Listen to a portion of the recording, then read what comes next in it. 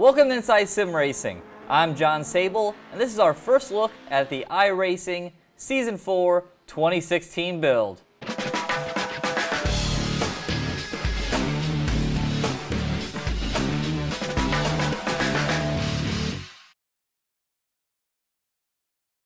While there are plenty of things to talk about when it comes to the Season 4 iRacing build, clearly the standout's going to be Le Mans. So we're going to start there in the HPD, since that is probably the closest car that should be at Le Mans besides maybe the GT1, Corvette, and Aston Martin. But I drove them all, and this is by far the most fun car. And starting here in the pits, so we can look at new Lollipop Guy, who now is decked out in a very nice Inside Sim Racing fire suit instead of just the generic iRacing logo. So yes, the pit crew is back wearing the proper attire, and it is lovely. So let's go ahead and roll off onto the track, and let's talk about Le Mans and what's going on here. So I'll give a little bit of background. I can't say that I am a lifelong Le Mans fan. I've probably only really paid attention last, I don't know, 6-8 years. So I don't know all the corner names and all that kind of stuff. I'm sorry. We just call things here in America turn 1, 2, 3, 4 and boring and all that good stuff. But I've since grown to very much appreciate this race, and it is... this year I pretty much watched the entire thing. I was exhausted. So it's really exciting now to have Le Mans in a laser scanned sim racing version for the masses. And I mean, really just getting out there, because even though Le Mans is in a handful of titles, it's not the most popular track out there. Probably due to how much work it takes to create it. And I haven't done a whole lot of laps at Le Mans, maybe a handful of laps there in Project Cars, but man, driving here in iRacing has been a pleasure. And as you look around here, and that's why I left it in ultra wide so you guys can get a good idea of the visuals and really see as much as possible. It's just such a cool looking place.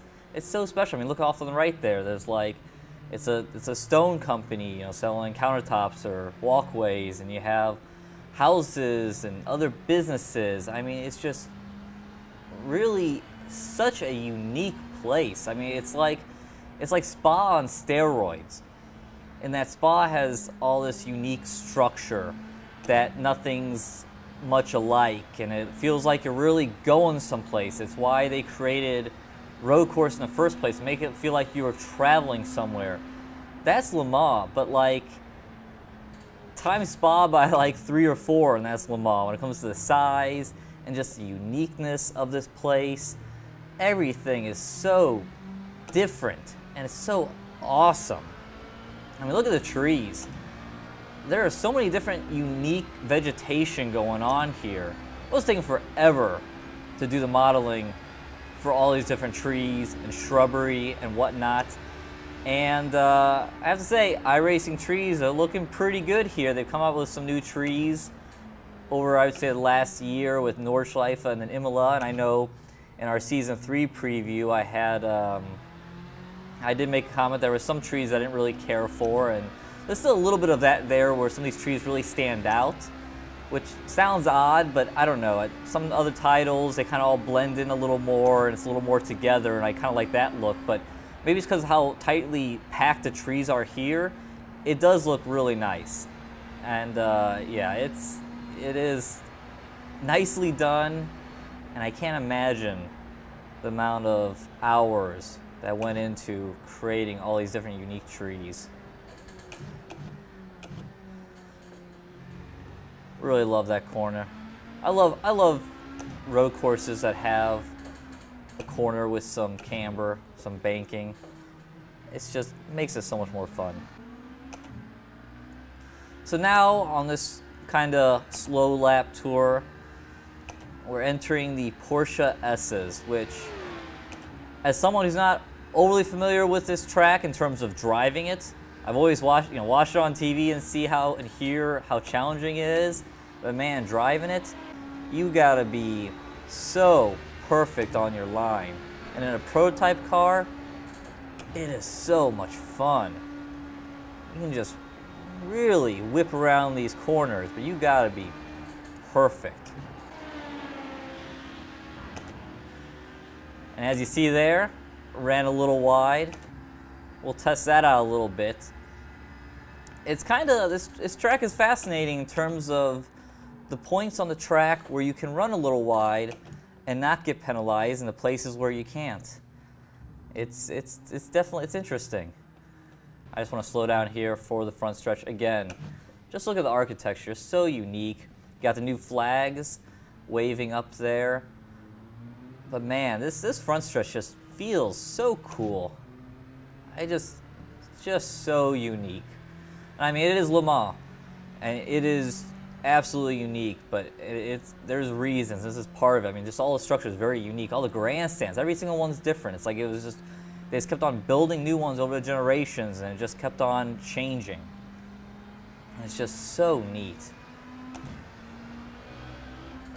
We went around the, I guess you call it the first turn there, that right-hand sweeper, which is sneaky tight. You watch it on TV, and you think these guys just kind of go blowing around it, but you gotta really watch out. Let's go ahead and pick up some speed here. This section also very fun. You come over this crest, the car gets light. That corner is gonna be a huge make it or break it corner for lap times. Oh, I like this. Us Americans, what do we lend to France? KFC. Kentucky Fried Chicken. That's our export. Ooh. More of the buildings off on the left here. It's like a kid's place. Got other, you kind of go into a town right here. You got like different bars and stuff. It's just very cool. I love the use of the TV cranes. Since iRacing scanned this on race weekend, which obviously is a public road, so there isn't much opportunity to scan Le Mans. They got all the different TV. Here's another crane. It'd be real cool if when you're in a race, there's actually a camera guy up there manning that cherry picker. We will have to find out. Obviously right now, this is a early access build for Season 4, so some things are subject to change, but I will say this is a pretty late build, so I have a feeling that more or less this will be what you guys will be driving very shortly. And I have not seen any major issues in my testing, so this is one pretty polished track.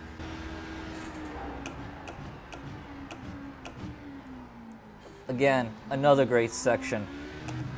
Come flying on in there, put the right side tires right by that first rumble strip, let the car float out, straight line to get the best braking performance, and turn in that for that right-hander, probably about a 110-degree corner. Just feels so good. And here, all about speed. And that's called a courtesy lift, because I don't have to refilm this. And this corner, so tough, so easy there, ran it wide. There's a lot of excess road off there on the left that you don't really see on approach, so you can let it track out there, but that corner it is tough. So easy to come up way shallow there, and even easier to go wide. Into the Porsche S's, this is fun. Flat out here, a little curb, ooh. Got a little off my line there. This corner, partial throttle, throttle, throttle down, and brake. Gonna run wide. And that's where the time penalty comes. You can run out on those yellow rumble strips, but you can't run past them. And this last section is wicked. By the way, I love these curbs. These curbs look so cool, this last chicane. But that last section, those two chicanes come up on you quick. TV does not do it justice. How you really gotta almost sacrifice that first chicane to hit the second one. Right there, you heard me lock up and I ran wide. That is such a tough, again, that right-hand sweeper, you gotta get the car over on the right-hand side of the track, and then you gotta be on the binders.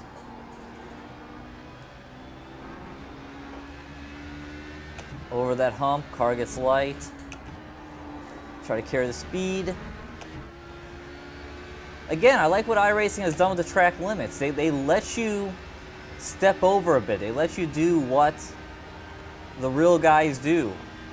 This isn't like, you know, Spa, when Spa was first released, where it was just like you stepped over the line like the real guys do, and you were just punished with 1X's.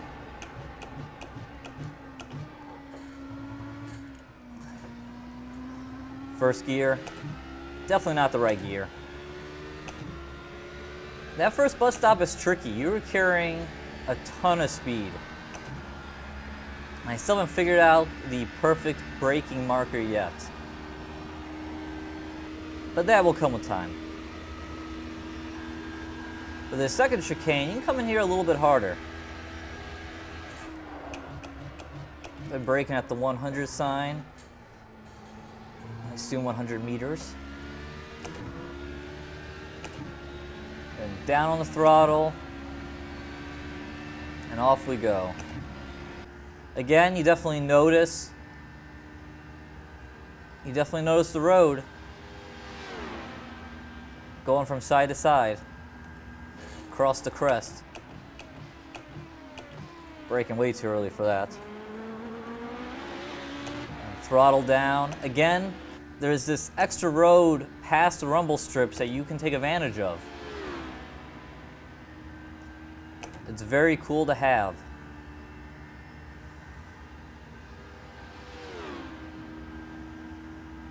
Let's see if I can man up here and take this corner a little harder.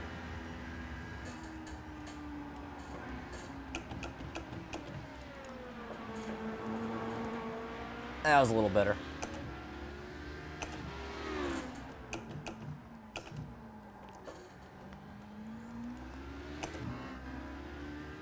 A little bit better. But this track, this is so much fun. This car combo. I drove the Aston earlier. That wasn't as much fun. That was hard. That was a lot of work. But this prototype, just made for this stuff.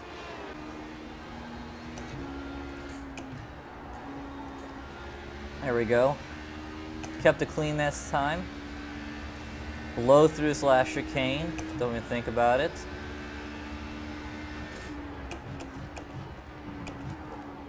Oh, I was gonna say, they come at you quick.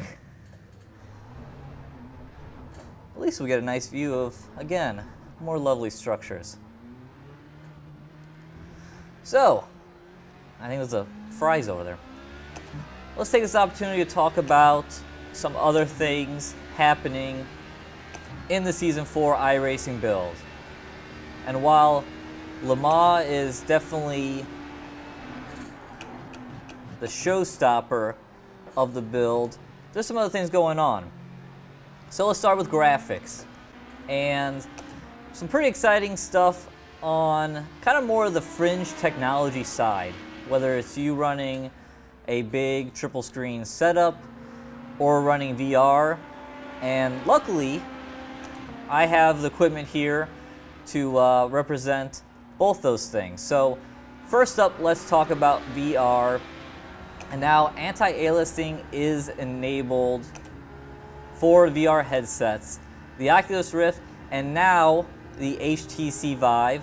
The Vive is now supported in Season 4. Now here we just have the Oculus Rift between me and Darren, so no comment on the Vive and how that performs, but did get to try out the new anti-aliasing, and I have to say, it makes a difference. It's not... it isn't going to make the image not blurry. You know, the resolution still in VR is still a bit too low, but it definitely makes it look better. When you first jump in a session, you're going to notice it right away. Guardrail is going to be a lot less jaggy, and it looks pretty good. Now, I didn't do any kind of adjustments. I know if you go over to the hardware section of forums, there's all sorts of suggestions how to improve the image in VR. I just ran base on both the older members build and this latest testing build that I'm on. But a nice improvement.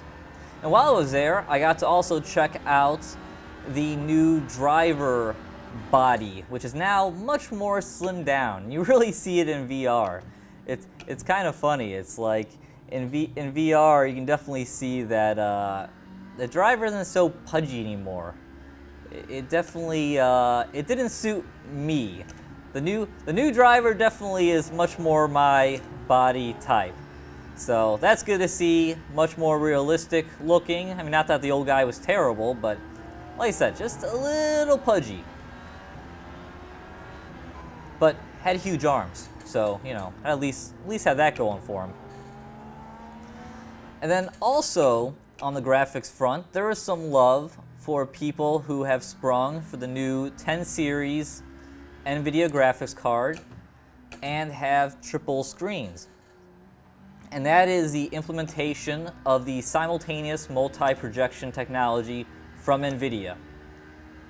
So this is a technology that I was very excited about when I picked up my 1070 graphics card. And originally when I picked it up, I thought it was just going to make all non-triple screen supported titles triple screen supported, and take titles like iRacing that already support triple screens and make it run better, because now instead of rendering 3 separate screens, you're just rendering 1 screen. At least that's how I think it works, or what I thought at the time. But that turned out to not be the case. Support for multi-projection was down to developers. And iRacing is the first of the sim racing developers to throw their hat into the ring and develop for it. So big kudos for iRacing for that. Very cool. So I tested it out here on my triple BenQ XR3501 setup, which is very demanding on frames per second, with it being 3 ultra wides. And surprisingly, I actually think I got overall a little better performance on just the standard setup of rendering the 3 separate screens. Now, there were times when the SMP enabled feature had some better frame per second rate, but you know, overall it kind of seemed like the good old triple screen setup, render 3 screens, worked better. So that was kind of surprising. I wasn't expecting that. But it's still very cool to see iRacing go and implement it, and there are some limitations from the Nvidia side of things, and hopefully those get improved, and who knows, maybe in the future that performance will be much better, or maybe it'll be better at other tracks. I only tried it at Le Mans, so maybe your mileage will vary. As far as my system, I'm running a 1070 gigabyte. It's overclocked. I only have a 2600K processor that's overclocked to 4.2 gigahertz, so I'm not running the latest and greatest when it comes to CPU, even though I'm pretty sure that the SMP technology is supposed to kind of ease up the CPU a bit. But anyway, that's what I'm running and kind of what I've seen initially, but we'll see how that pans out. But it's, at the very least, it's extremely cool to see iRacing implementing that feature. Now, that feature is also supposed to help out VR and make things look less distorted around the edge of the headset and kind of round things out properly. And right now, iRacing hasn't implemented that yet, but they kind of stated in the release notes that that could be something that they may implement, so be on the lookout for that. Another thing graphically that's been updated are new windshield reflections. And essentially the reflections now are just, I would say, almost a little more stronger, or they pick up more details than what they had previously. I ran the stock car at Daytona, and you can kind of pick up some more of the bolts, where before you were really only picking up in the windshield the electronic system mounted there on the dash. So that looks nice. And then also, the nighttime shaders have been updated, and that looks, you can really notice the difference driving the stock car around Daytona. It's a lot more lively going on in the cockpit, a lot more lights, and just very cool to see all the lights and the shadows cast and all that kind of stuff. So it looks good. Some very nice improvements there on the graphics side. And lastly, the last big update coming in the Season 4 2016 build is one that I really can't show you. And it's the dynamic tracks, and now the tracks will heat up much quicker. They start off cooler, but now driving over and putting rubber down has much more of an impact, and that was from some work they discovered while working on dirt for iRacing and the effects of that. So that has translated over to the asphalt, and that will be something to look out for when you jump into practice sessions and race later this week. So, with all that said, I think we're going to leave it there for the first look of the iRacing Season 4 2016 build. And as a little outro here, I'm going to work on turning a quick lap and letting you guys just watch that without me rambling on. So as always, thanks for watching Inside Sim Racing. Enjoy the video, please give a like. Subscribe if you haven't. Want to see some more iRacing or sim racing coverage in general. Check out the website, isrtv.com, and the Amazon affiliate link below. So for John Sable, thanks for watching Inside Sim Racing. If you're on iRacing, go buy Le Mans. You need it. With that, enjoy the hot laps. Later, guys.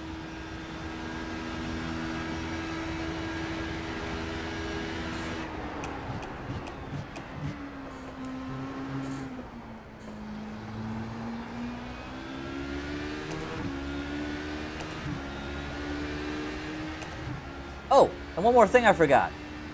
iRacing has a special announcement coming up on September 13th at 1 o'clock Eastern or 1700 GMT, where they will be announcing live something special.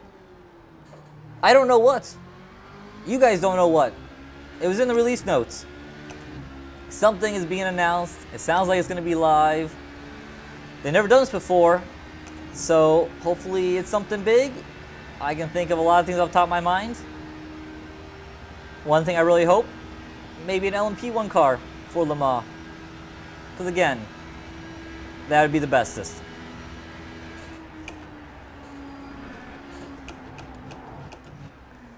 Okay, now I'm done.